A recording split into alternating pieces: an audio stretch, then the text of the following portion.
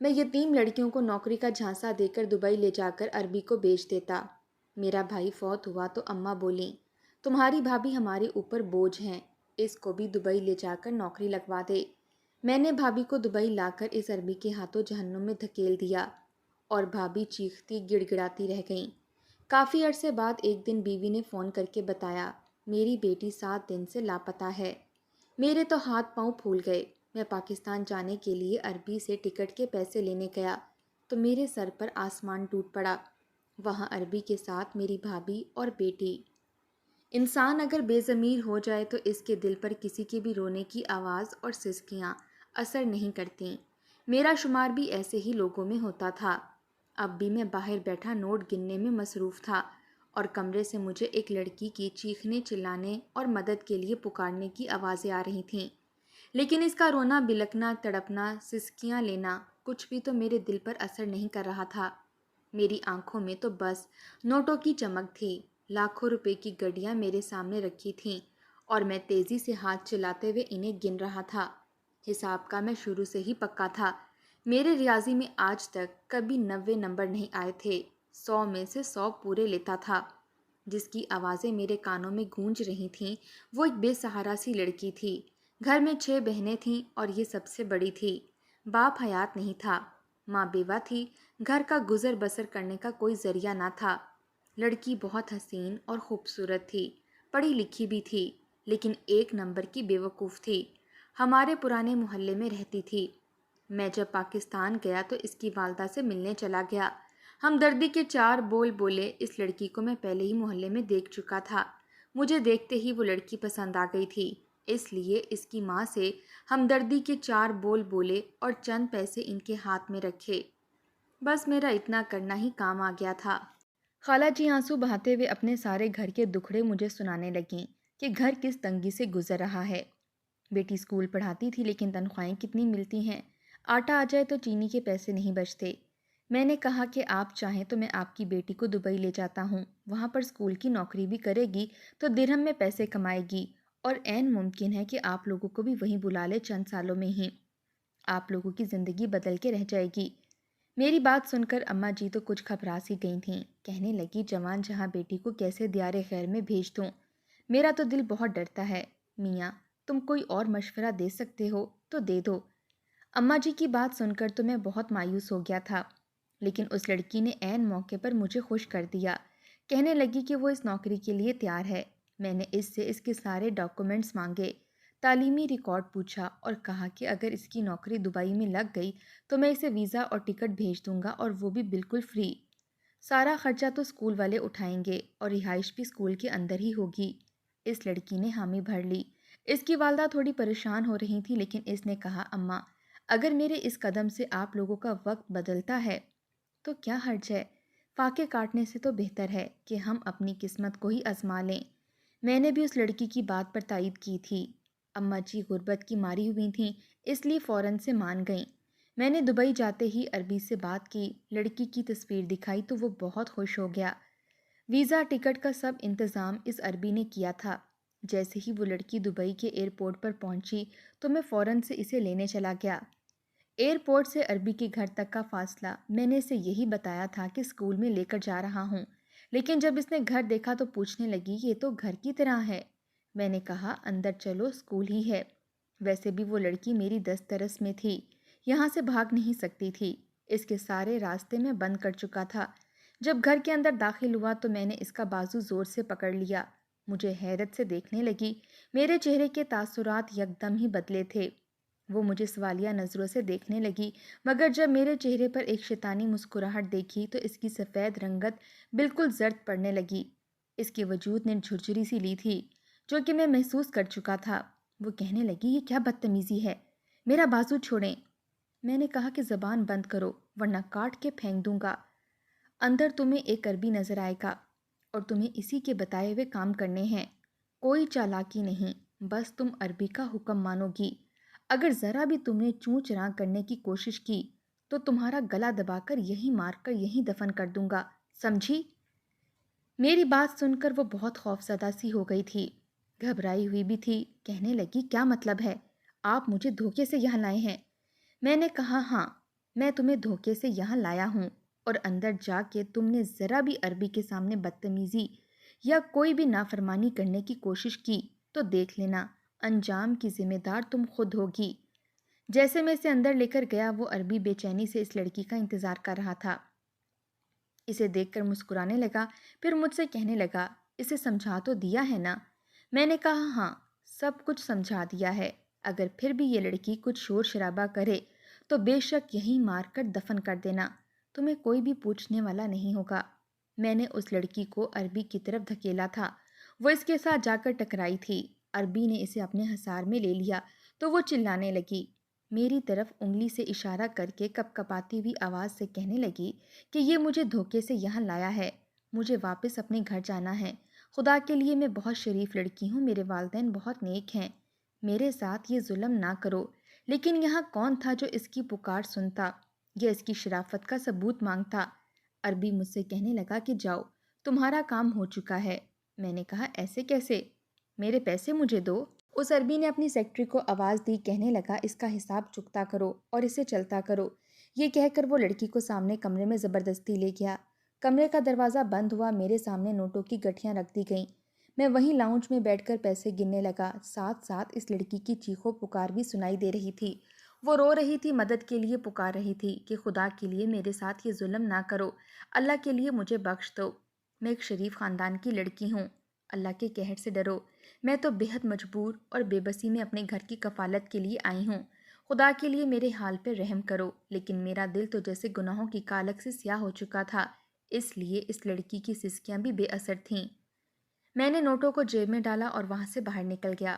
میرا یہی کام تھا، میں بے بس یتیم بے سہارا لڑکیوں کو پاکستان سے نوکری کا جھانسا دے کر دبئی لے آتا تھا اور اس عربی کے ہاں بیچ دیتا تھا۔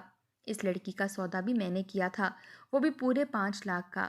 2 سالوں میں کافی لڑکیوں کو سعودیہ میں لا کر بیچ چکا تھا اور پاکستان میں میرا اپنا گھر تعمیر ہو چکا تھا۔ میری بیوی کو یہی پتا تھا کہ میں دن رات یہاں پر محنت کرتا ہوں، مشقت کرتا ہوں اور پائی پائی جوڑ کر اس کو بھیج دیتا ہوں۔ وہ بڑے پھونک پھونک کر خرچے کرتی تھی، پیسہ بچا کر اس نے گھر بنا لیا تھا۔ میری بچیاں اچھے اسکول میں پڑھ رہی تھیں، گھر میں کسی چیز کی کوئی کمی نہ تھی۔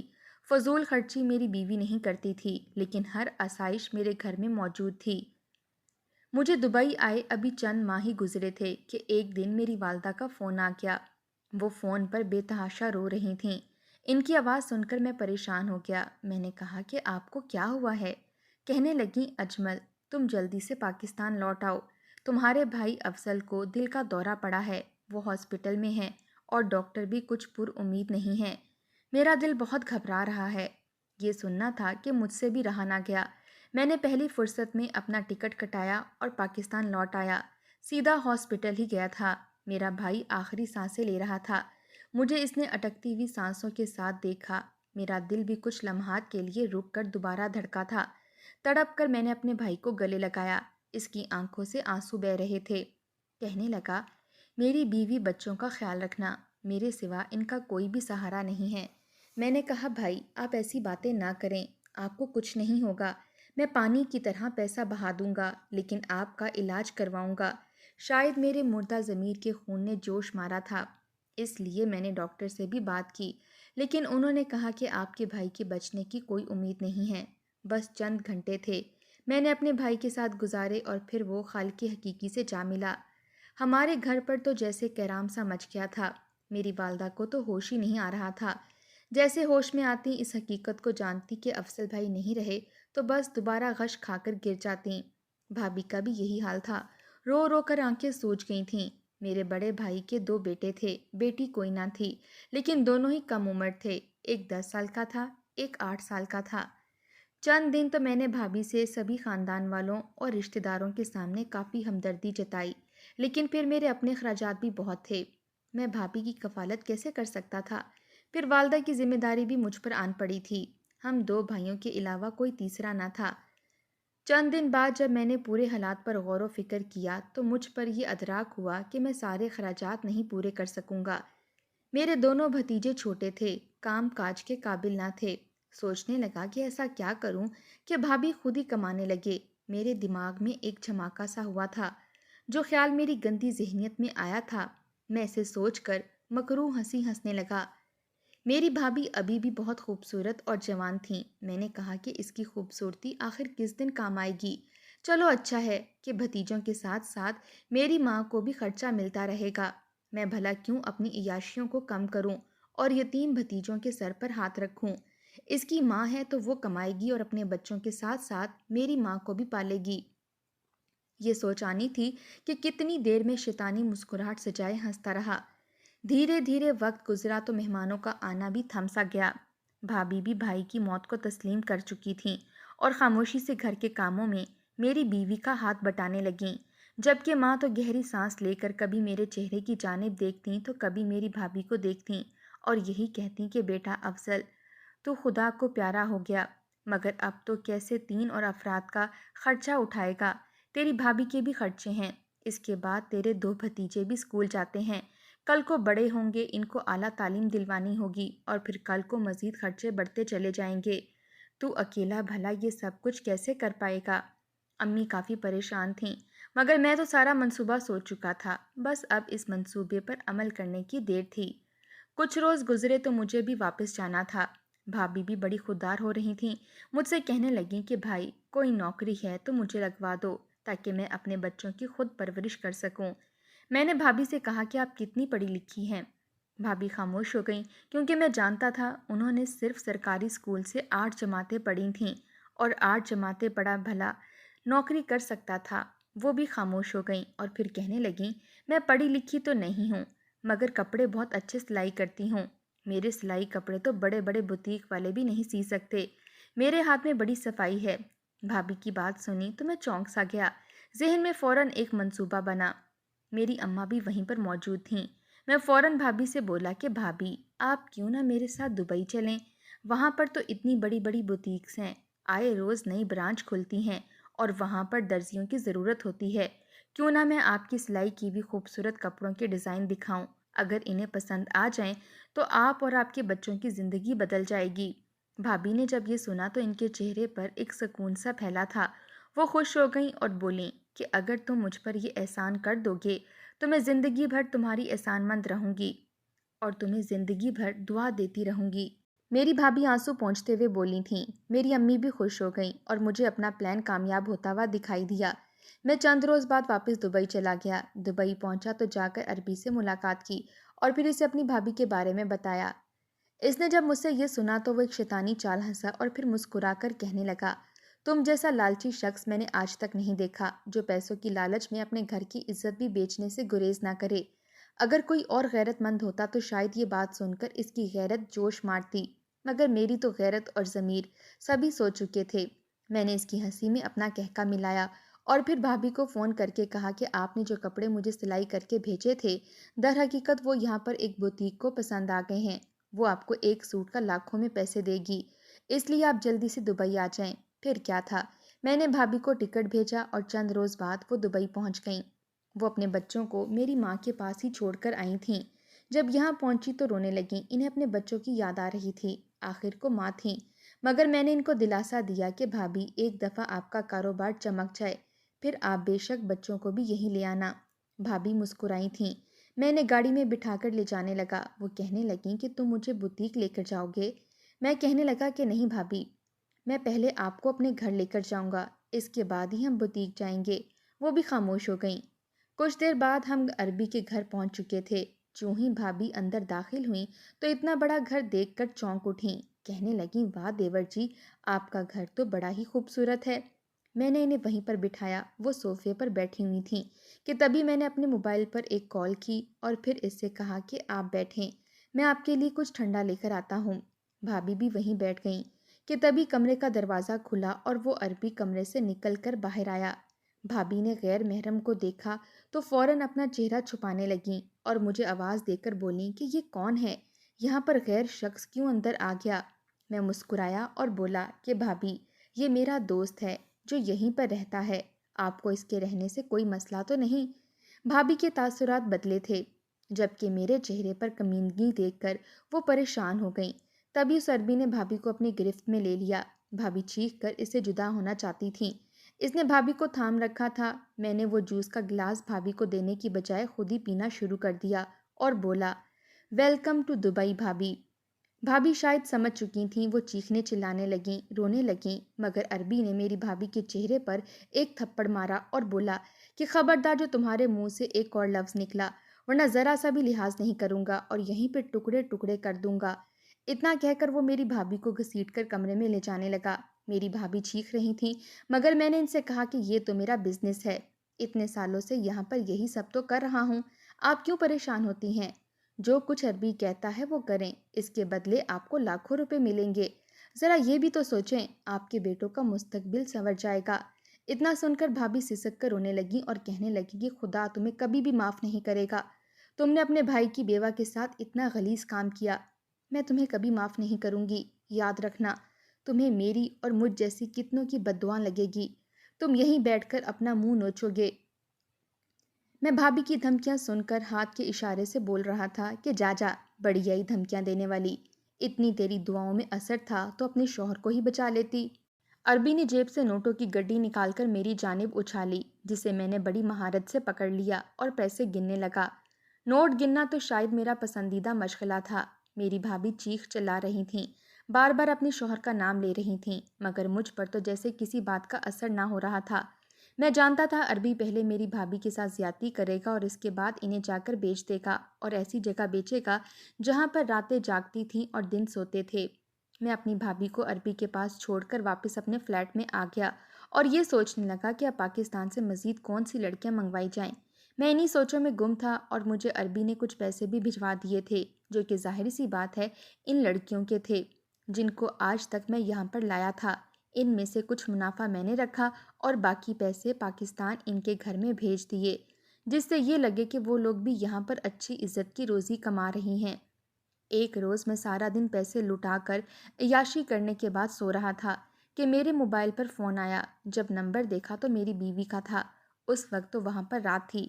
میں نے چونکتے ہوئے جب بیوی کا فون اٹھایا تو وہ رو رہی تھی۔ اس کا رونا میرے دماغ میں کئی وسوسے لے آیا۔ میرا دھیان اپنی ماں کی جانب گیا کہ خدا نخواستہ میری ماں وفات تو نہیں پا گئی۔ میں نے بیوی سے پوچھا تو وہ روتے ہوئے جو بولی وہ سن کر میرے پیروں کے نیچے سے زمین نکل گئی۔ بیوی کہنے لگی کہ گڑیا 7 دنوں سے لاپتہ ہے، وہ ہمیں نہیں مل رہی، اسکول سے واپس گھر نہیں آئی، ہم کئی روز سے ڈھونڈ رہے ہیں، پولیس کو بھی اطلاع دے دی ہے، مگر کہیں سے کوئی خبر نہیں مل رہی۔ آپ جلدی سے پاکستان آ جائیں، میرا دل بیٹھا جا رہا ہے، کہیں اس کے ساتھ کچھ غلط نہ ہو جائے۔ میں نے جب بیوی کی یہ بات سنی تو سر پر پہاڑ ٹوٹ پڑا۔ بکھلائے ہوئے انداز میں بیوی پر چلانے لگا کہ تم نے میری بیٹی کو سنبھال کر کیوں نہیں رکھا؟ اس کی عمر اس وقت 12 سے 13 سال تھی۔ میں نے اسی پل سوچا کہ میں پاکستان جاؤں گا۔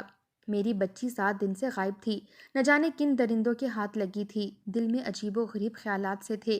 میرے پاس جو بھی پیسے تھے یا تو بینک میں تھے یا میں اڑا چکا تھا، اس لیے فوراً عربی کی فلیٹ کی جانب چلا گیا تاکہ پیسے لا سکوں۔ 3-4 دن سے میں اس کے فلیٹ میں بھی نہ گیا تھا۔ میں روتا ہوا اس کے فلیٹ پر پہنچا تو وہاں پر موجود سیکرٹری نے اندر جانے سے منع کر دیا۔ کہنے لگا کہ تم ابھی نہیں جا سکتے، سر بیزی ہیں۔ مگر میں نے اسے دھکا دے کر کہا، تو کون ہوتا ہے مجھے منع کرنے والا؟ یہ میری اور سر کی بات ہے، مجھے ارجنٹ پاکستان جانا ہے۔ میں یہ کہہ کر اندر آیا ہی تھا کہ وہاں پر آنے والی آوازیں میری رگ رگ میں سنسنی سی دوڑا چکی تھیں۔ چیخنے کی آواز میں رونا واضح کر چکا تھا کہ عربی کے ساتھ ایک لڑکی موجود تھی جو چیخ چیخ کر کہہ رہی تھی، بابا بابا مجھے بچائیں، بابا میری مدد کریں، ماما پاپا اب کہاں ہیں، مجھے بچائیں۔ میرے لبوں سے بے ساختہ نکلا، گڑیا، میری بچی گڑیا۔ میں 2 مرتبہ منہ کے بل فرش پر گرا تھا۔ شاید میرا وجود اس قدر کانپ رہا تھا کہ چلنا بھی محال تھا۔ میں جا کر دروازہ کھٹکھٹانے لگا، چلانے لگا۔ تبھی عربی نے دروازہ کھولا اور مجھے پیروں کی ٹھوکر مار کر بولا، کیا قیامت آن پڑی ہے جو چلائے جا رہے ہو؟ میں اس کے الفاظ نظر انداز کرتا کمرے کی جانب دیکھنے لگا جہاں میری بچی گڑیا کمرے کے کونے میں سہمی ہوئی بیٹھی خود کو ڈھانپے ہوئے تھی۔ میں آنکھیں بند کر کے خود کو پیٹنے لگا، چیخ چیخ کر رویا، اپنا منہ اس قدر نوچا کہ زخمی ہو گیا۔ بیٹی تو باپ کو ہیرو سمجھ رہی تھی، بھاگ کر میرے پاس آئی اور سینے سے لگ کر بولی، بابا فلاں انکل مجھے زبردستی یہاں لے آئے اور اس نے میرے ساتھ۔ عربی سب کچھ سمجھ چکا تھا، اپنا منہ چھپانے لگا۔ میں غصے سے آگ بگولا ہو کر عربی کو مارنے لگا، مگر وہ مجھے مار کر بولا، اب کیا ہوا؟ غیرت جاگ گئی؟ بیٹی کا چلانا سنا تو غیرت جاگ گئی۔ آج سے پہلے ان گنت لڑکیاں بھی تو تم لائے تھے، اور مجھے کیا خبر کہ میرا دوسرا بندہ تمہاری ہی بیٹی اٹھا لائے گا۔ بیٹی جو مجھے اپنا رہبر سمجھ رہی تھی، حقیقت سن کر کئی قدم پیچھے ہٹی۔ میں روتا بلکتا رہ گیا۔ آج مجھے ہر لڑکی کی تکلیف کا اندازہ ہوا تھا۔ میری بچی چیخ چلا رہی تھی، اپنے بال نوچ رہی تھی۔ میری لاڈلی بچی گڑیا نے اسی کمرے کی کھڑکی سے کود کر اپنی جان دے دی۔ 13ویں منزل سے نیچے کودی تھی میری گڑیا، اور میں بے بسی سے خود کو نوچتا رہ گیا۔ تبھی ایک کمرے کا دروازہ کھلا جس میں 3 لڑکیاں جانوروں کی طرح زنجیروں سے بندھی تھیں۔ سب نے ایک حقارت بھری نظر مجھ پر ڈالی تھی۔ انہی میں میری بھابھی بھی تھیں۔ کس منہ سے پاکستان جاتا؟ کیا تھا میرا کفارہ؟ جو لڑکیاں وہاں موجود تھیں سبھی کو آزاد کروایا، جن کو آزاد کروانا میرے بس میں تھا، جن میں میری بھابھی اور 2 مزید لڑکیاں شامل تھیں۔ بیٹی کی لاش اٹھا کر گھر پہنچا۔ حقیقت سب کے سامنے تھی۔ ماں رو رہی تھی تو بیوی گریبان کھینچ رہی تھی۔ محلے والے تھو تھو کر رہے تھے، جبکہ میں اپنی موت کا طلبگار بنا کھڑا رہ گیا۔ میں نے جو کیا میری اولاد نے اس کی سزا بھگتی۔ اب مسجد میں جھاڑو دیتا ہوں، وہاں بیٹھتا ہوں جہاں نمازیوں کے جوتے پڑے رہتے ہیں۔ شاید میری آخرت آسان ہو جائے۔